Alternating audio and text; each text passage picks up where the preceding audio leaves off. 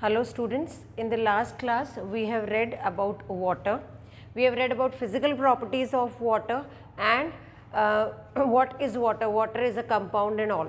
Today we will be discussing few more topics related to water, that how much water we utilize in our uses, what sort of uses are there and what amount of water is needed in each of the practices, and then water table and water cycle also. So first of all, water as a solvent. You all know that water is a very good solvent. Very good solvent means that doesn't mean it dissolves fastly or like that, but water dissolves, or most of the substances dissolves in water. Most of the substances dissolves in water, and this is the reason that water is also known as universal solvent. So it is also known as universal solvent. इसीलिए इसको universal solvent भी कहा जाता है. क्यों? क्योंकि water में जितने ज़्यादा सब्सटेंसेस वाटर में डिजॉल्व होते हैं उतने किसी और लिक्विड या और किसी सॉल्वेंट में डिजॉल्व नहीं होते. So as most of the substances dissolves in water, that is why water is termed as universal solvent. And now this how this is beneficial, why we are saying it is so what if it dissolves? See children, when means water is transporting medium in our body, water is transporting medium in plants too. Water is means like gases being dissolved in water is responsible for the existence of aquatic life, isn't it? So water में अगर ये gas dissolve नहीं होती तो oxygen carbon dioxide water में dissolve नहीं होती, तो जो वहाँ पे एक्वेटिक वाटर बॉडीज़ है, सी, ओशंस, रिवर्स, लेक्स, इन सब में लाइफ पॉसिबल नहीं होती. वाटर में सॉल्ट डिज़ोल्व नहीं होता, शुगर डिज़ोल्व नहीं होती, तो हमारी बॉडी में इसका सप्लाई नहीं होता. हमारी बॉडी में जितने भी मिनरल्स एंड न्यूट्रिएंट्स रिक्वायर्ड हैं वो सारे ही nutrients and minerals they are being regulated and transported in our body again through water. So water is a very good regulatory transporting medium, and obviously in our body it is also responsible for maintaining the temperature of our body, right? So that is why water is known as universal solvent. Next topic, if you say the usage of water, where in which sectors this water is being utilized. So if we divide our activities in agricultural, industrial and domestic uses, these are the three main sources where water is being used: in industries, in agricultural practices and in domestic use. So 70%, almost 70% means this is approximate, is used in agricultural practices, irrigation of farm, plowing and then irrigating the fields whenever it is needed. Then 20 to 20% it is required for industrial uses, say 70 and 92. So near about 7 to 8% is being utilized in domestic purpose. तो जो हम use करते हैं तो बहुत कम है, इससे कई ज़्यादा यूजेज होता है इंडस्ट्रीज़ में और एग्रीकल्चरल प्रैक्टिसेस में. But again water is enough available to all of us. What is needed is to harvest this water on time. जो रेन वाटर है, rainy season is the only season where we can harvest the water. It comes once in a year. एक साल में कुछ दिनों तक, महीनों तक, 1-2 महीने तक रहता है, पानी आएगा, रेन फॉल होगी. अब उस रेन वाटर को हम पूरे साल के लिए इकट्ठा करके रख सकते हैं. And there are many methods, many techniques through which we can harvest this rain water, and that is how we can utilize whenever we need. So if we are saying water is less, there is no water, or there are some places where there is no rainfall, sometimes in a year बहुत scanty rainfall होती है, but that doesn't means कि आप वहाँ पे कुछ नहीं कर सकते. Canals can be made, things could be done, और जितना पानी आता है उसको तो आप स्टोर कर ही सकते हो. ठीक है. सो इसका रेमेडी तो मैंने आपको पहले भी बताया कि planting more and more trees and all these things.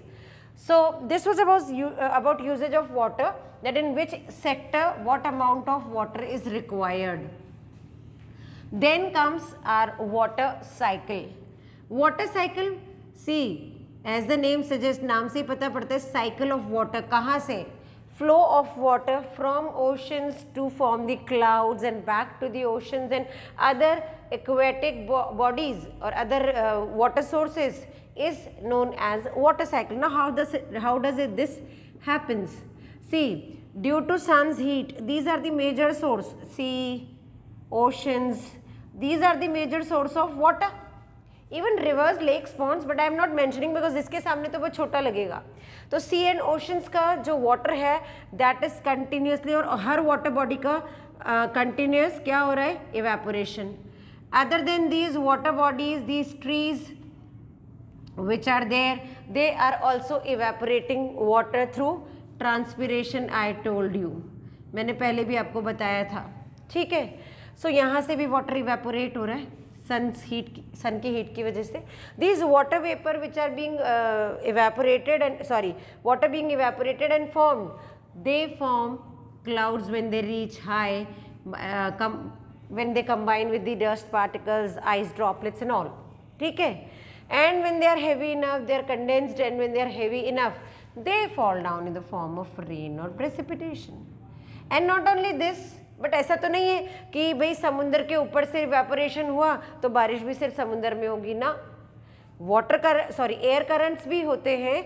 Air make these clouds flow and they will be obstructed by what. कहाँ ऑब्स्ट्रक्ट होंगे? जहाँ उनके सामने कोई ऑब्स्ट्रक्शन आ जाएगी, वरना वो तो हवा से आगे चलते जाएंगे. ऑब्स्ट्रक्शन कैसे आती है? ट्रीज है ना, डेंस है, वहाँ पे कूलर, हवा ठंडी है तो बस टकराएंगे और वहाँ गिर जाएंगे. इसीलिए हम बोलते हैं कि पेड़ बारिश लाते हैं. दैट इज़ वाई जहाँ पेड़ होंगे, घने जंगल होंगे, वहाँ बारिश भी अच्छी होगी. So these rivers and all water bodies, these will be flooded with water throughout the year. पूरे साल भर के लिए पानी इकट्ठा हो जाता है रेनी सीजन में if things are being done properly.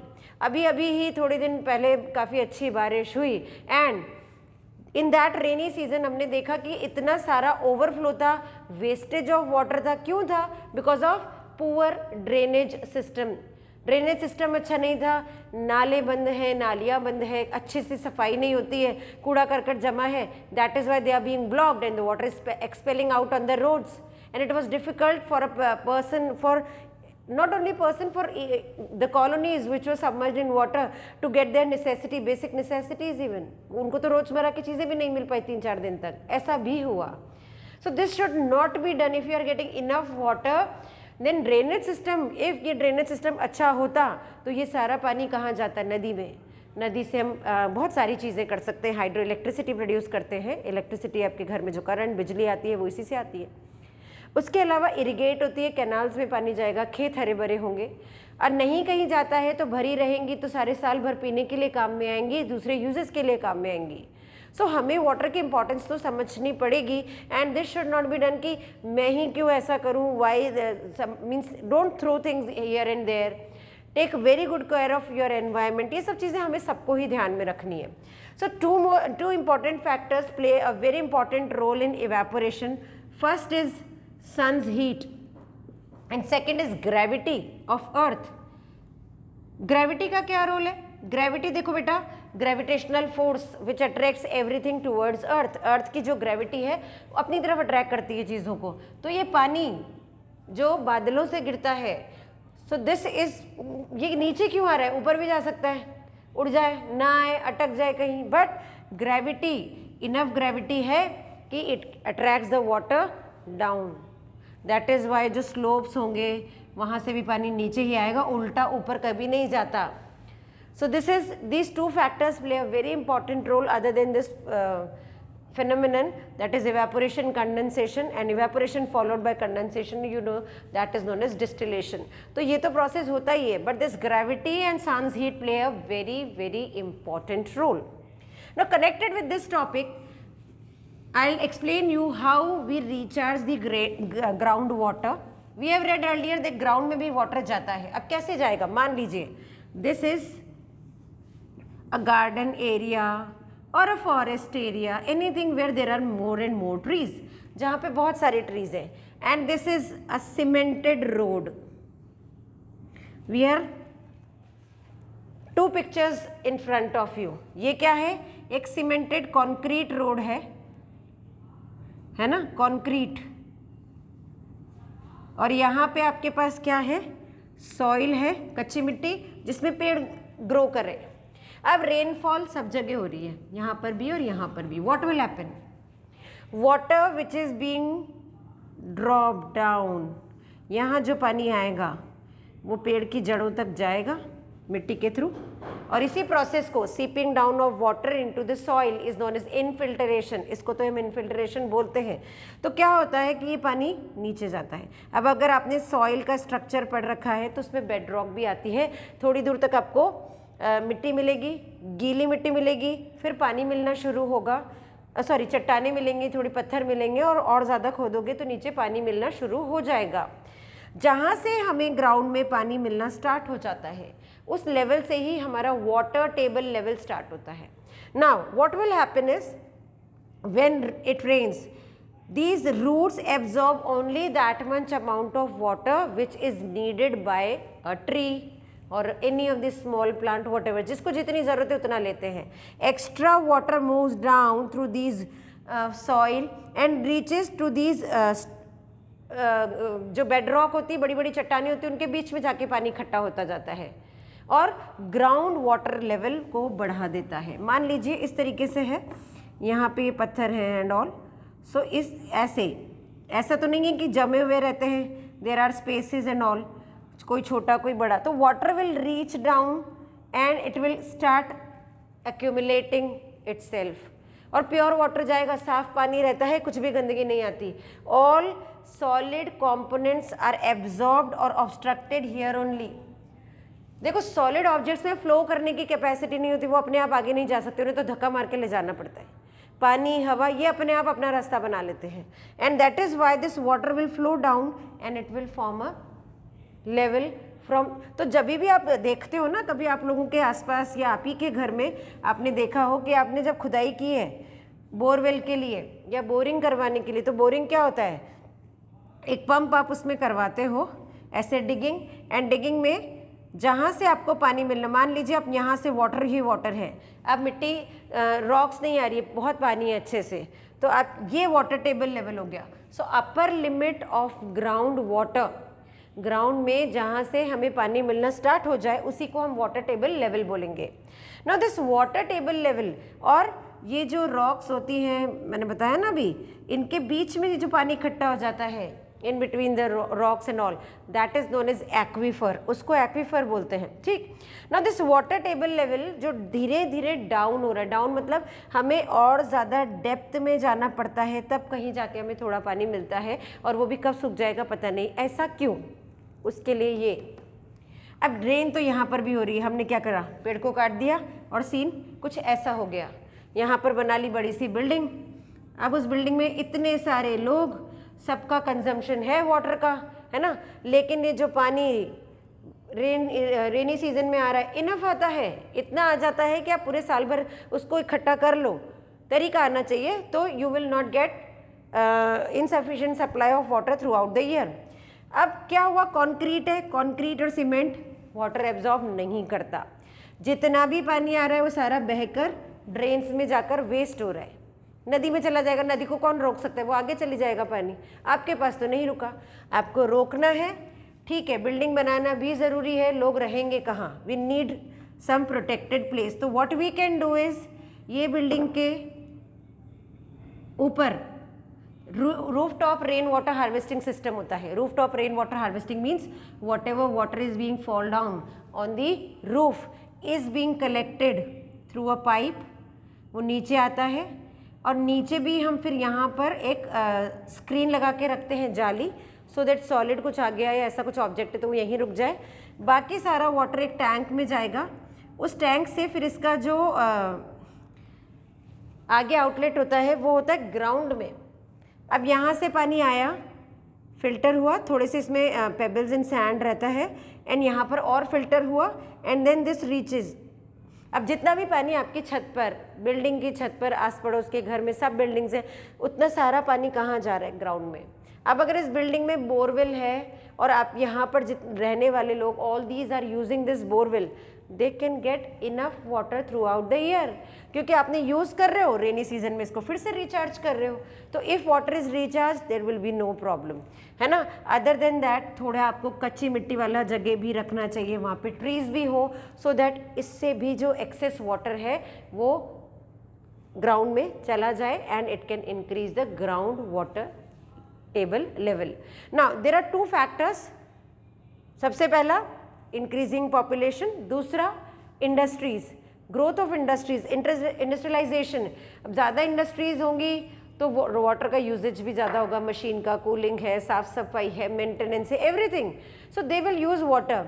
And अब ऐसा आप सोच सकते हो कि कोई बड़ी इंडस्ट्री होगी तो वहाँ पर you will never find a municipality connection of water, वहाँ कोई म्यूनिसिपैलिटी से पाइपलाइन नहीं आती कि हाँ भाई तुम पानी ले लो तो हो गया काम, 4 दिन तक भी पानी की सप्लाई पूरी नहीं हो पाएगी पूरी इंडस्ट्री के लिए। तो what they do is they dig a borewell, वो ग्राउंड वाटर लेते हैं और अपना हिसाब से वहाँ का पानी यूज़ करते रहते, इनफ होता है, बट वो इनफ कब रहेगा उसकी भी एक लिमिट है। आप यूज़ तो करोगे और उसको रिचार्ज नहीं करोगे तो इट विल फिनिश ऑफ, और आप चाहते हो कि वो आपको हमेशा मिलता रहे तो देयर शुड बी ईदर, या तो आप ट्रीज़ वगैरह ग्रो करके रखो पूरे एरिया में, so that whenever it rains the extra water reaches down, और उसमें ग्रिड लगा के जो पाइपलाइन जो ये होते हैं कनेक्शन, वो कहाँ होना चाहिए? सीधा ग्राउंड में, तो ग्राउंड वाटर रिचार्ज होता रहे, या तो फिर आप roof top rain water harvesting system कर सकते हैं, है ना। और ट्रीज़ ग्रो करना तो वह ही सही सबसे ज़्यादा इंपॉर्टेंट।